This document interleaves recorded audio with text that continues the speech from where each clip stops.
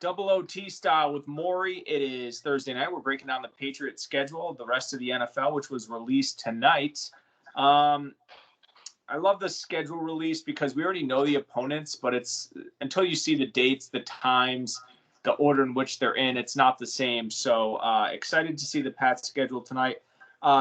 Quickly, big takeaways. The Pats brand, still 5 primetime games. I thought that was a little bit surprising. Obviously, the back-to-back games in LA, which they'll likely stay out there for.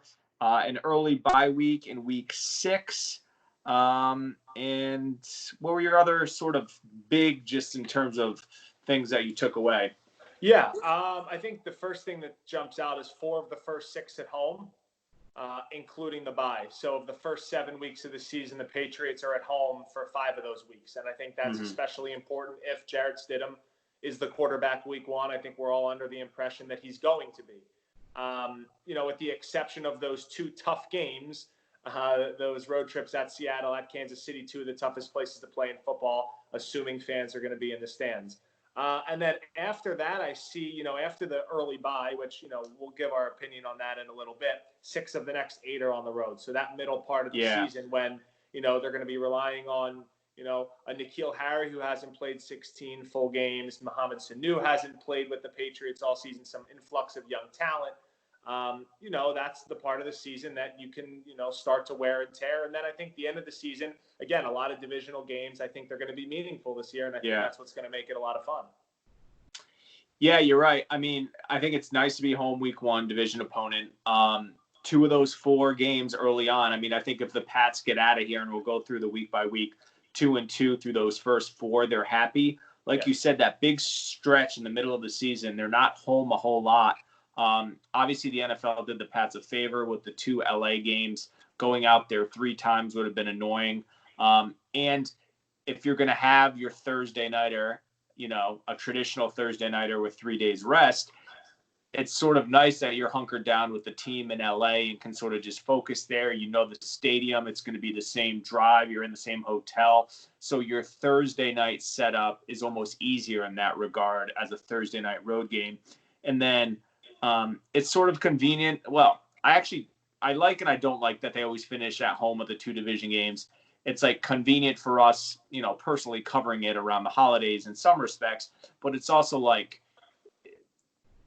because they always have the 2 home games to end the season, that means they've played 8 of 14 road games at that point. So anything that caters towards an easier front load with Jarrett Stidham, I think plays into the Patriots' favor. But then you have to remember Miami week 1, and I just tweeted this out. Do we see 2 at that point if there's barely an off season?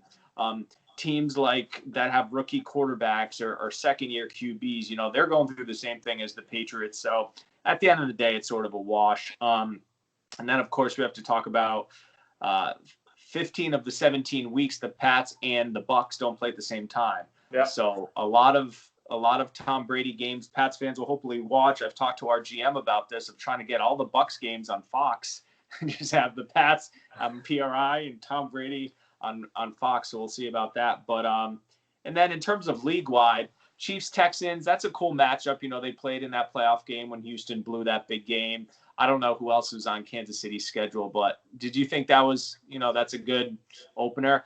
The Sunday night Cowboys-Rams week 1, I think they could have done better. I know Dallas is a huge draw. I would have liked to see Brady in that spot. For sure. Or maybe, Packers-Cowboys if they play this year with Mike McCarthy going to Dallas. But I get that. The young hot coach, obviously America's team, and the Cowboys. And then another thing I saw was I think it's a pretty good Monday Night Football slate. And I think it's better. The Monday Night Football slate has gotten a beating, over the last 5-6 years. It's, we're throwing on, Bengals, Ravens, and it's a blowout. But, I think there's a lot of good marquee matchups, some return games, players going back to old places. So I think all in all, from a league perspective, I think it's really good. Yeah, and the Pats they've sort of lived in that 425 window a lot in recent years. Only 3 425 games. So if it's not their primetime window, they're in that 1 o'clock hour a lot, which I don't hate. And then in terms of like Patriot fans, I thought last year the home slate was great, but you have Jimmy G coming in here. You have Lamar. You have Kyler Murray. There's some really talented quarterbacks coming in here. Josh Allen and who else is coming in here? So, Denver, I'm not that keen on Drew Lock, but right. Vegas, a new team. John Gruden. Yeah, the West teams, I feel like even though it's always on the same rotation, and you see one NFC division every 4 years or every 8 years at home. Right. It feels like I can't even remember. Obviously it was 7 years ago. So was I even here? I guess I was my first year here. The Raiders, Broncos of I'm sorry, on the NFC side, the Seattles of the world coming in here. The Niners, that never happens. All right, let's go.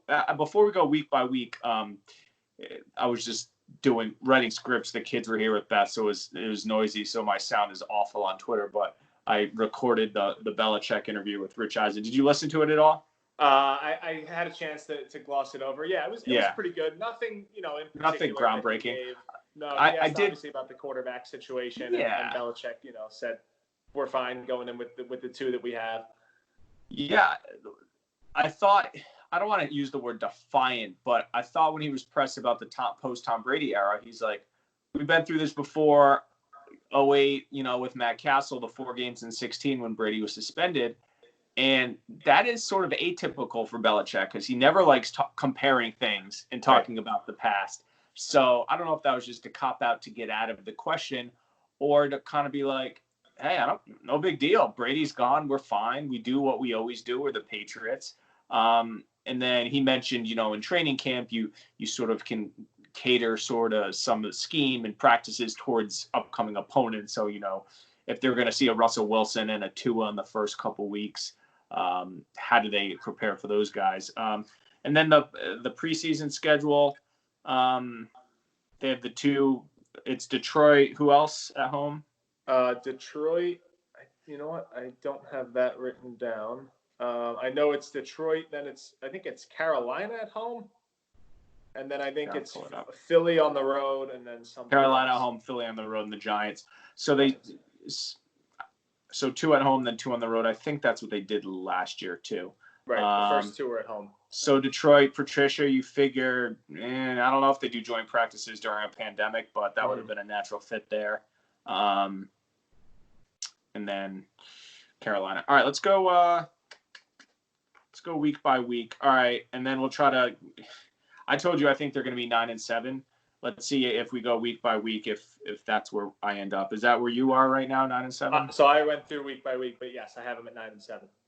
All right, Miami, I think it's a win. Either you have Tua, rookie quarterback, or Fitzpatrick, who beat the Pats and ruined their season last year in Miami. I just think the Patriots 1-53 are a better team regardless of the quarterback. So especially at home, I'm giving the Pats a win there.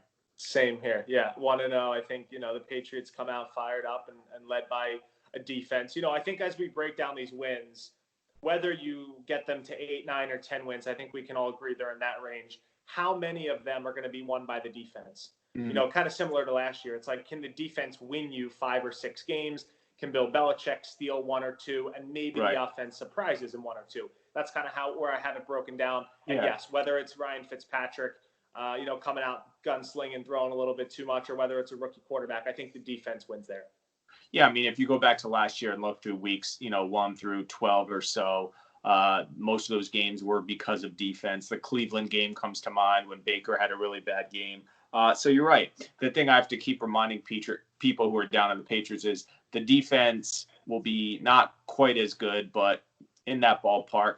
And I don't think the offense is going to be that much worse than last year. So if they were an 11-win team last year, I don't think going to 9 is that dramatic. All right, so 1-0 at Seattle. I think this is pretty easy playing in that venue. You mentioned the fans. With at Seattle and at Kansas City, that's a huge factor, right? Huge, yeah. But I just think with Russell Wilson and that team at home, I like Seattle there. I agree. Yep, 1-1. That's a tough trip. That's would be Jarrett Stidham's first national TV game, being a Sunday nighter. In Seattle, I think it's the toughest place to play. They call it the 12th man for a reason, so I think that's a loss. All right, home against Vegas, September 27th. What do you got? John Gruden brings the troops in, throws out all the reverses, all the laterals, every trick play in the books. They have some speed. I think it's funny, to kind of see them, excel on the deep ball. They use the deep ball a lot. Raiders fans travel, if there's fans again allowed in the stadium. But I think the Patriots ultimately win and they get to 2-1. Yeah, I have 2-1 too. The Raiders feel like they have all these talented players, how they all come together, and it seems like they weren't 100% sold on Derek Carr at quarterback. We'll see how he plays. They were sort of up and down. They were pretty good maybe through like the first half of last season, then sort of tailed off. So, all right, 2-1 at Kansas City, Arrowhead. Last time the Pats played there, they won the AFC Championship game. I don't see them winning this game. The Chiefs are the best team in the NFL. I think Kansas City probably wins handily. So that would drop them to 2-2. Yep. And then week 5, so I would have them to 3-2 there. I think that's the one game I kind of picked out a lock and a trap game. That's my lock. I think it's either they've stumbled out of the gate and it's a game where it's far enough into the season where you're kind of figuring yourself out before the bye, and you're at home against a young quarterback with new weapons, a West Coast team traveling east. So I think all of that plays into the fact where I think at that point in the season, they're going to either need a win, though maybe they're a game under 500 or maybe they're at 500, and they're going to try to get a win. And I think they do. I think that's my lock for me. I agree. I think this is actually the one game on the schedule that jumped out to me. Maybe Arizona being the other one later in the year as a game I think they win. All right, so 3-2 heading into the bye. Niners come in here. I have the Patriots losing again. They're a Super Bowl team with a really stout defense that could give Stidham some issues. And so I like the Niners there, so that would drop them to 3-3. So this is where we have our first disagreement. I have the Pats winning that game. That, other than something toward the end of the season, that's the biggest Patriots win. Week 7 at home, 49ers. I think you give Bill Belichick extra time. They've been home for 3 straight weeks now.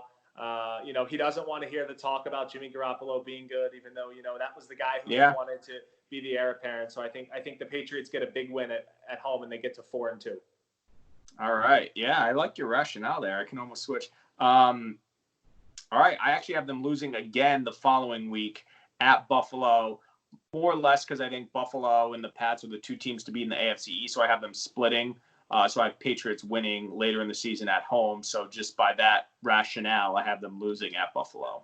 Yeah, same here. And I think back a couple of years ago when the Patriots went to Jacksonville, I know that was week 2 of the season. This is week 8, a little bit different part of the schedule. But I think the Bills are so hyped up. I think they're so improved on paper. Call them the AFC favorite if you want. I don't know, AFC East favorite. But I think they're just so hyped up for that game that they do beat the Patriots. And the Patriots there fall to 4-3 for me. All right, I have them at 3-4. I have them winning at the Jets. God, this game was so one-sided last year. We were there at the Meadowlands. That was the boogeyman, seeing ghost game.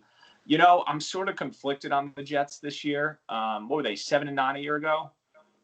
6-10. I think remember. They were 7-9. I think they take the step this year, especially at the quarterback position. Something about the Jets, until I see it, I'm not buying in. So I have them winning at New York there. So anytime I think you have a rookie quarterback, rookie leader in any sport, there's going to be some type of slide, whether it's because of, you get worn out toward the middle of the season, whether you just hit a rut or something, it catches up to you at some point. This is my 4-game stretch where I have them losing 4 games. So I have them losing to the Jets on Monday Night Football. Okay. I'm a big believer in Sam Darnold. I also like Josh Allen. We know Andy Gresh completely disagrees with me. But I think Darnold's a little bit better. And I think, with an improved line, Le'Veon Bell gets a little bit more in the mix. I think the Patriots lose that game and drop to 4-4. All right, versus Baltimore. So I sort of coupled this versus Baltimore at Houston. And I see the Patriots at this point for me, based on what I'm saying, getting their first quote-unquote big win of the year. But I'm going to pick at Houston just because of coaching, and I think Baltimore's the better team based on Lamar Jackson. So just coupling these two as teams that both beat the Pats last year, division winners, playoff teams. Yeah.